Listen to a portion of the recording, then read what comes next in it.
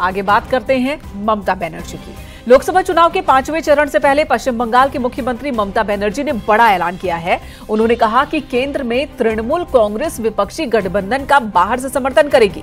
इस दौरान उन्होंने बीजेपी पर भी जमकर निशाना साधा, लेकिन ममता बनर्जी ने बंगाल में कांग्रेस और लेफ्ट को लेकर अपना स्टैंड अभी भी कायम रखा है।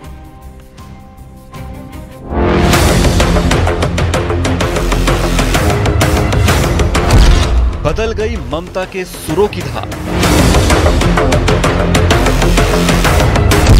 एक तीर से किए कई शिकार। बाहर से समर्थन का ऐलान,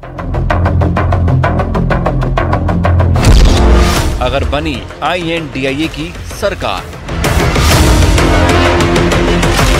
लोकसभा चुनावों का ऊंट किस करवट बैठेगा ये तो 4 जून को साफ हो जाएगा, लेकिन उसके पहले सियासत के दांवपेचों से चुनाव जीतने की जंग जारी है। इसी कड़ी में पश्चिम बंगाल की सीएम ममता बनर्जी का बयान आया है, जिन्होंने INDIA गठबंधन को सरकार बनने के हालात में बाहर से समर्थन देने का ऐलान किया है। इंडिया जोट के नेतृत्व दिए বাইরে থেকে সব রকম সাহায্য করে আমরা সরকার গঠন করে দেব, যাতে বাংলায় আমার মা বোনদের কোনোদিন অসুবিধে না হয়, আমার 100 দিনের কাজে কোনোদিন অসুবিধে না হয়। लेकिन राजनीतिक दांवपेचों में माहिर ममता बनर्जी ने बंगाल में लेफ्ट और कांग्रेस को लेकर संभावनाओं का शून्य भी नहीं छोड़ा है। कहां से अंदर बाहर कैसे क्या करेंगे उनकी पता कर लो, उनसे पूछ लो। मैं उनसे भरोसा नहीं करते, गठबंधन छोड़ के भागी उन्होंने, उनकी बातों पे कोई भरोसा नहीं। अगर बीजेपी की तरफ ज्यादा भारी रहे तो उस तरफ भी जा सकते।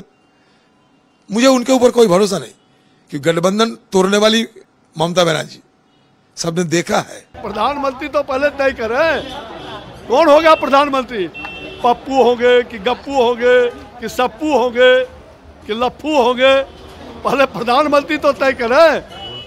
तो कोई प्रधानमंत्री तो इनका तय नहीं है, और ये चले हैं लड़ाई लड़ने के लिए नरेंद्र मोदी से।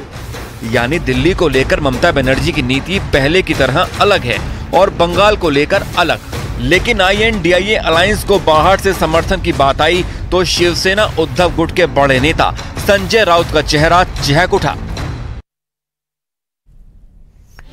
तो ममता दीदी का मन बदल चुका है। बंगाल में एकला चलो का फैसला लेने के बाद अब वे 5वें चरण से पहले INDIA ब्लॉक के समर्थन की बात कह रही हैं। लेकिन सवाल उठता है कि उनके इस फैसले के मायने क्या है और वजह क्या है। तो चलिए समझ लेते हैं।